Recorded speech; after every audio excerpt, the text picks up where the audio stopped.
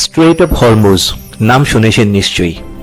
একটা ছোট্ট জলপথ, চওড়া মাত্র ৩৩ কিলোমিটার, কিন্তু এখান দিয়ে প্রতিদিন পৃথিবীর 20% তেল আর বিপুল পরিমাণ গ্যাস যায়। এখন ভাবুন তো, যদি এই পথ 30 দিনের জন্য বন্ধ হয়ে যায় তাহলে কি হবে? পেট্রোল কি 200 টাকা হয়ে যাবে? খাবারের দাম কি আকাশ ছোঁবে? বিশ্ব অর্থনীতি কি ধসে পড়বে? আজকের ভিডিওতে আমরা দেখব 30 দিনের স্ট্রেট অফ হরমুজ বন্ধ হলে পৃথিবীতে কি ধরনের চেইন রিঅ্যাকশন শুরু হবে। এটা শুধু যুদ্ধের গল্প নয়, এটা বিশ্ব অর্থনীতির হার্টবিট থেমে যাওয়ার গল্প। বিশ্বের মানচিত্রে স্ট্রেট অফ হরমুজ দেখতে খুবই ছোট, একদিকে ইরান, অন্যদিকে ওমান এবং ইউএই।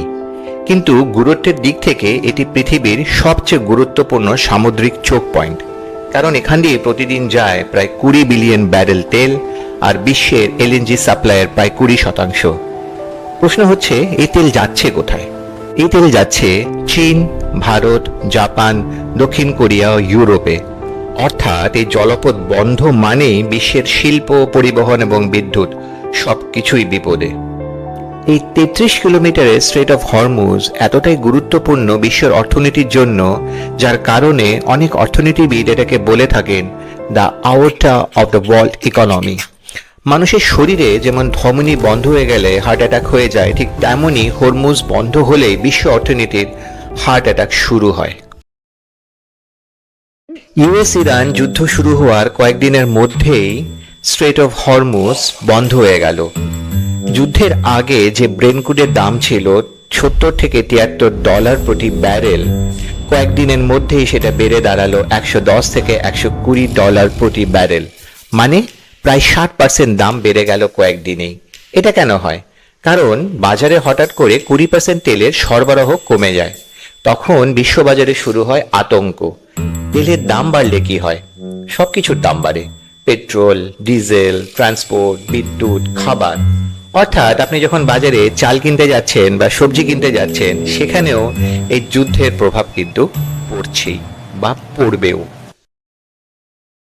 স্ট্রেট অফ হরমুজ বন্ধ হলে সবচেয়ে বেশি ক্ষতিগ্রস্ত হয় এশিয়া, কারণ এখানকার দেশগুলো মধ্যপ্রাচ্যের তেলের ওপর খুবই নির্ভরশীল।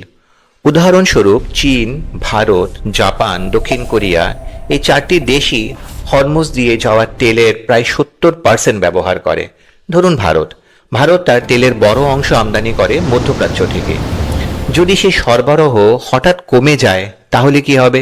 পেট্রোলের দাম বাড়বে, পরিবহন খরচা বাড়বে, বিদ্যুতের খরচ বাড়বে, শিল্প উৎপাদন কমে যাবে, অর্থাৎ পুরো অর্থনীতি ধাক্কা খাবে। হরমুজ বন্ধ হয়ে যাবার আরেকটা বড় প্রভাব পড়ে সমুদ্র বাণিজ্যে। যখন যুদ্ধ শুরু হয় তখন অনেক বড় বড় শিপিং কোম্পানি তাদের জাহাজ বন্ধ করে দেয়। তার কারণ ড্রোনের হামলা, মাইন্সের হামলা, মিসাইলের হামলা, সব মিলিয়ে অঞ্চল হয়ে ওঠে যুদ্ধক্ষেত্র। তার ফলে কি হয়?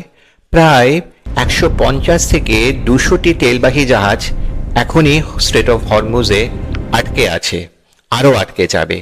এদিকে বিমা কোম্পানিগুলোও বলে এই অঞ্চলে জাহাজ চালানো খুবই বিপজ্জনক, ফলে জাহাজ বিমার দাম হঠাৎ করে বেড়ে যায়। একটা তেলবাহী জাহাজের ইন্স্যুরেন্স যেখানে আগে ছিল প্রায় $1.5 লাখ, সেটা বেড়ে যায় $30 লাখ পর্যন্ত। অর্থাৎ ব্যবসায়ীদের জন্য এই রুট ব্যবহার করা প্রায় অসম্ভব হয়ে যায়। তেলের দাম বাড়লে পুরো অর্থনীতিতে তৈরি হয় ইনফ্লেশন শক। বিশ্ব অর্থনীতির একটা সাধারণ নিয়ম আছে, তেলের দাম যদি 10% বাড়ে তাহলে বিশ্ব অর্থনীতির বৃদ্ধি কমে যায় প্রায় 0.15% থেকে 0.2% অবধি। এখন ভাবুন, যদি তেলের দাম 60% পর্যন্ত বেড়ে যায় তাহলে কি হবে? বিশ্ব জুড়ে তৈরি হবে এক বিপজ্জনক অবস্থা, যাকে বলা হয় স্ট্যাগফ্লেশন। স্ট্যাগফ্লেশন মানে একদিকে অর্থনীতি ধীরে হয়ে যায় আর অন্যদিকে দাম বাড়তেই থাকে। এই পরিস্থিতিতে সরকারগুলোর জন্য সিদ্ধান্ত নেওয়া খুবই কঠিন হয়ে যায়, কারণ যদি সুদের হার বাড়ে অর্থনীতি আরও ধীর গতিতে অগ্রগতি নেয়, আর যদি সরকার সুদের হার না বাড়ায় তাহলে মুদ্রাস্ফীতি নিয়ন্ত্রণের বাইরে চলে যাবে। এই কারণে স্ট্রেট অফ হরমুজ বন্ধ হওয়া শুধু এক সামরিক ঘটনা নয়, এটা বিশ্ব অর্থনীতির জন্য বড় ধাক্কা। আজকের পৃথিবীর শিল্প ব্যবস্থা চলে just in time supply chain মডেলে। তার মানে কারখানাগুলো খুব বেশি স্টক রাখে না, যা দরকার ঠিক সময়ে এসে পৌঁছে যায়। কিন্তু স্ট্রেট অফ হরমুজ বন্ধ হয়ে গেলে অনেক জাহাজকে ঘুরে যেতে হবে কেপ অফ গুড হোপ দিয়ে। এই রুট ব্যবহার করলে যাত্রা বেড়ে যাবে প্রায় 10 থেকে 14 দিন, আর খরচ বেড়ে যাবে কয়েক লাখ ডলারের। ফলে বড় শিল্পগুলো সমস্যায় পড়ে, বিশেষ করে সেমিকন্ডাক্টর শিল্প, গাড়ির শিল্প, ইলেকট্রনিক শিল্প। কারণ এই শিল্পগুলিতে ব্যবহৃত অনেক কাঁচামাল আসে মধ্যপ্রাচ্য থেকে। যদি সেই সরবরাহ দেরি হয়, কারখানার উৎপাদন কমে যেতে পারে এবং বিশ্বজুড়ে শুরু হয়ে যেতে পারে ইলেকট্রনিক্স শর্টেজ। কিন্তু গল্পের এখানেই শেষ নয়। স্ট্রেট অফ হরমুজ বন্ধ হলে প্রভাব পড়ে খাদ্য উৎপাদনেও। কারণ মধ্যপ্রাচ্যের দেশগুলো শুধু তেলই রপ্তানি করে না, তারা রপ্তানি করে ইউরিয়া, অ্যামোনিয়া, ফার্টিলাইজার, যা বিশ্বের কৃষিতে অত্যন্ত গুরুত্বপূর্ণ। বিশ্বের প্রায় 34% ইউরিয়া আর 23% অ্যামোনিয়া এই অঞ্চল থেকেই আসে। এখন যদি সরবরাহ বন্ধ হয়ে যায়, বিশ্বজুড়ে সারের দাম বাড়তে শুরু করবে। উদাহরণস্বরূপ, মাত্র 2 সপ্তাহে ইউরিয়ার দাম বেড়ে $100 প্রতি টন পর্যন্ত চলে যায়। এর মানে কৃষকদের খরচ বাড়ছে, ফসলের উৎপাদন কমবে, খাবারের দাম বাড়বে। অর্থাৎ স্ট্রেট অফ হরমুজ বন্ধ হওয়া মানে শুধু জ্বালানি সংকট নয়, এটা খাদ্য সংকটেরও সূচনা করতে পারে। অনেকে ভাবতেই পারেন, ঠিক আছে, স্ট্রেট অফ হরমুজ বন্ধ হলে অন্য পথ ব্যবহার করা যাবে। কিন্তু বাস্তবতাটা অনেক কঠিন।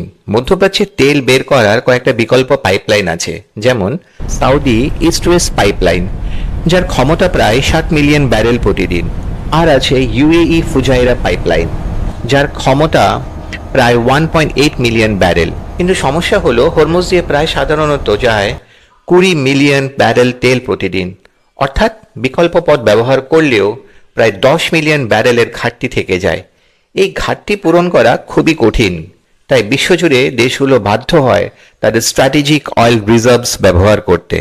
এই সময়ে প্রায় 400 মিলিয়ন ব্যারেল তেল রিজার্ভ থেকে ছাড়া হয়, কিন্তু এটাও সাময়িক সমাধান। এই সংকট শুধু অর্থনীতিকে নয়, বিশ্ব রাজনীতিকেও বদলে দেয়। মধ্যপ্রাচ্যের দেশগুলো বুঝতে পারে তাদের নিরাপত্তা আর অর্থনীতি আলাদা নয়। ফলে তারা বাড়াতে শুরু করে missile defence, Naval security, military alliances. অন্যদিকে বড় শক্তিগুলো যেমন চীন, আমেরিকা, ইউরোপ এই অঞ্চলের নিরাপত্তা নিয়ে নতুন করে ভাবতে শুরু করে। কারণ একটা জিনিস পরিষ্কার হয়ে যায়, স্ট্রেট অফ হরমুজ বন্ধ মানে পুরো পৃথিবী কেঁপে ওঠে। স্ট্রেট অফ হরমুজ যদি 30 দিনে বন্ধ হয়ে যায়, পৃথিবীর থেকে একটি গুরুত্বপূর্ণ শিক্ষা পায়। আমরা মনে করি বিশ্ব অর্থনীতি খুবই শক্তিশালী, কিন্তু বাস্তবে এটা অনেকটাই নির্ভর করে কয়েকটা ভৌগোলিক চোক পয়েন্টের উপর। হরমুজ তার মধ্যে সবচেয়ে গুরুত্বপূর্ণ। যখন এই পথ বন্ধ হয়, শুরু হয়ে যায় চেইন রিয়েকশন। তেলের দাম বাড়ে, মুদ্রাস্ফীতি বাড়ে, শিল্প উৎপাদন কমে যায়, খাদ্য সংকট তৈরি হয়, বিশ্ব অর্থনীতি ধাক্কা খায়। এই কারণেই অনেক বিশেষজ্ঞ বলেন, স্ট্রেট অফ হরমুজ শুধু একটা জলপথ নয়, এটা হলো বিশ্ব অর্থনীতির হৃদস্পন্দন। আর এই হৃদস্পন্দন যদি 30 দিনের জন্য থেমে যায়, তাহলে পুরো পৃথিবী তার ধাক্কা অনুভব করবে।